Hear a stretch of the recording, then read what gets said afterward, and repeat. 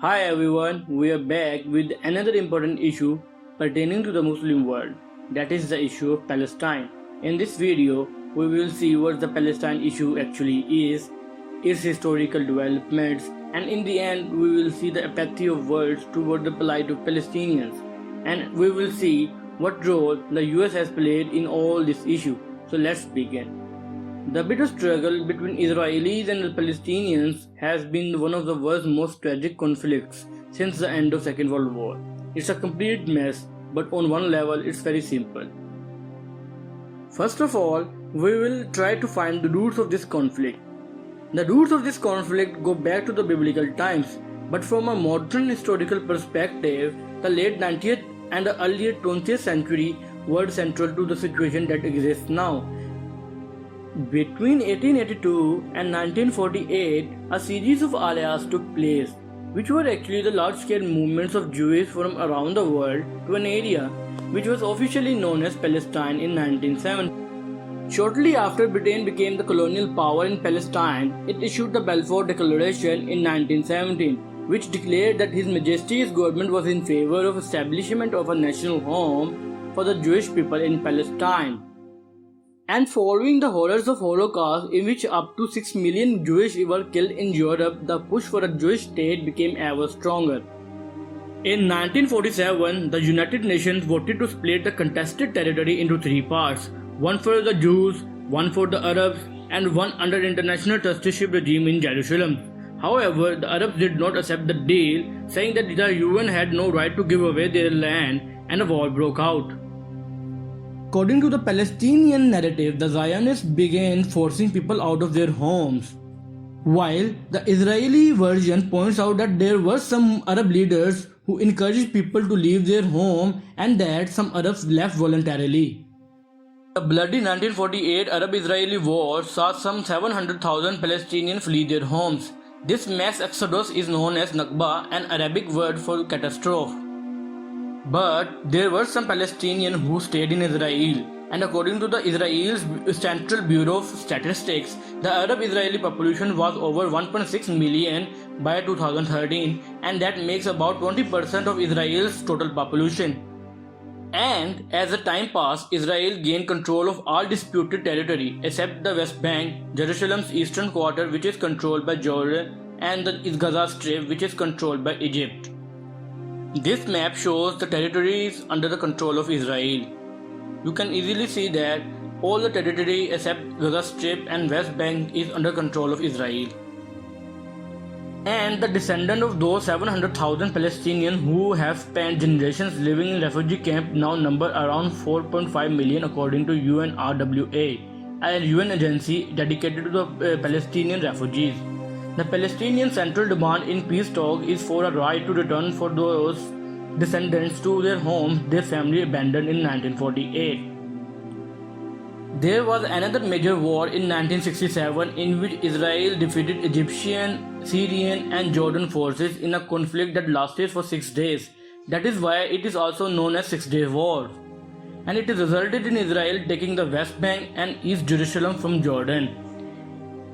Has controlled this territory ever since. The area is considered by the UN, the Palestinian territories, and many other countries to be occupied land, while Israel considered it to be disputed territory and wants its status to be resolved in a peace negotiation. After years of violent conflict, the two sides reached a deal in 1993 in which Palestinians would recognize the state of Israel and the Israelis would recognize the Palestinian Liberation Organization as the legitimate representative of Palestinian people. This is known as the Oslo Accord, and the deal also created a limited Palestinian authority in disputed areas. It was an interim agreement ahead of what was supposed to be a comprehensive peace deal within 5 years, and that did not happen, and there was a failed peace summit hosted by US in 2000.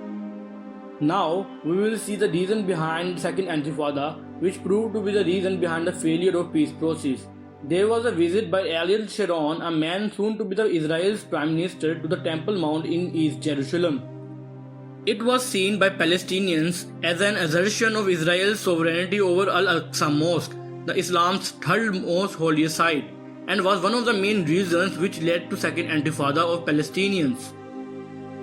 Meanwhile, Hamas used Gaza as a launching pad for intermittent rocket and mortar attacks across the border. Hardening the Israel's public view, it made Jewish Israel even more opposed to any kind of agreement with Palestinians. Accordingly, Gaza was put under military blockade of Israel, which limited supplies of food, water and energy for its 1.8 million residents.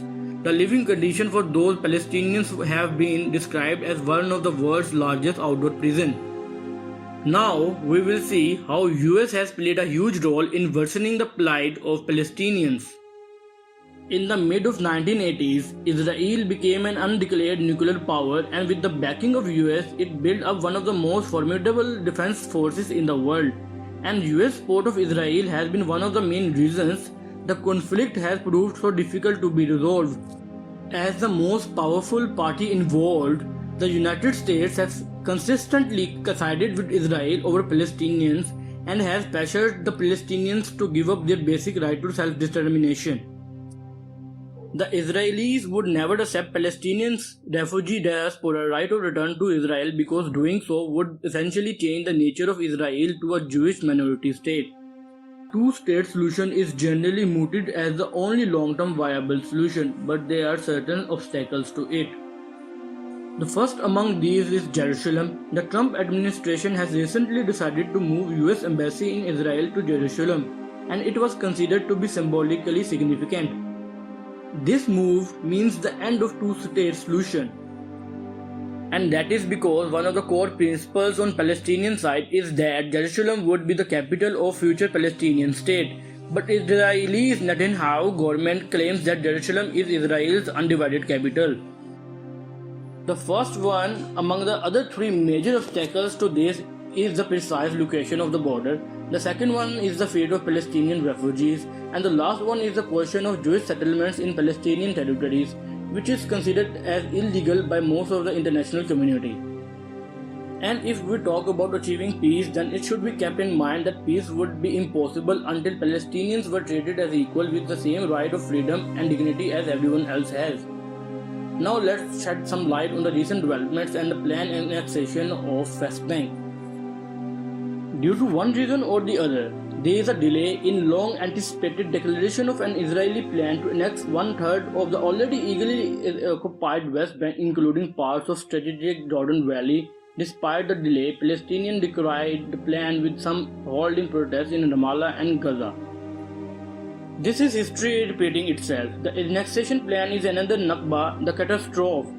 While Israel's alternate Prime Minister Benny Gantz said last week that annexation should wait until the coronavirus crisis is over. However, Netanyahu might still go ahead with it. But Israel military and intelligence officials have warned that the move might cause uprising in West Bank, which would be a great security risk for Israel. Furthermore, the plan has met with condemnation by Palestinian public, their leaders, and the global community alike. In this map, you can see Mr. Trump's so-called Middle East plan, which aims to annex all illegal Israeli settlements in West Bank. A key criticism of the plan is that it would prevent Palestinians from accessing their agricultural land and water resources in fertile Jordan Valley. The plan could destroy farmers' export business and deprive them of their source of income. The crux of the conflict has been the land, and Israel is helping Jewish settlers to take over it and expelling the Palestinians in the process. Over the past few years, Palestinian and Israeli NGOs have reported an increase in construction of settlements in occupied West Bank and Jewish settlers' only road that connects them with Israel. The structure has increased the disjointed nature of cities, villages, and towns in Palestine. However, many Palestinians believe that the plan is only a formality and the de facto Israeli occupation of their land has been underway for many years. Now let's talk about the global reaction to Israel's imminent annexation plan. Annexation of parts of occupied West Bank has been strongly criticized not only by Palestinians but also by the international community at large. Several countries, including some of the Israel's staunch allies, have come out with public statements against the annexation. British Prime Minister Boris Johnson has said annexation would represent a violation of international law and UK would not recognize any changes to 1967 lines. And the German parliament has called on Israel not to go ahead with annexation plan, describing it in contradiction with international law. And according to the Amnesty International's Deputy Chief of Middle East, Saleh Hijazi, international law is crystal clear on this matter and annexation is unlawful. Now coming to the solution of this dispute, it is pertinent that the plight of Palestinian refugees is heard and ways are paid for their return to their homes. Both Israel and Palestinians should agree to two-state solution with 1967 lines as international borders. Along with these, Israeli settlers in West Bank and other parts should return to Israel as it was always illegal. Moreover, the Jerusalem should be given as a complete unit to Palestine, or if not, the possible division should be as such that it makes Al-Aqsa Mosque to be in Palestinian territory completely. Last but not the least, the US should refrain from siding with Israel in its illegal plan as it will create instability in Middle East. The US should try to be neutral and resolve this issue in accordance with international law. And that's all about the Palestinian issue. We will be back with more such important issues, so stay tuned and keep watching.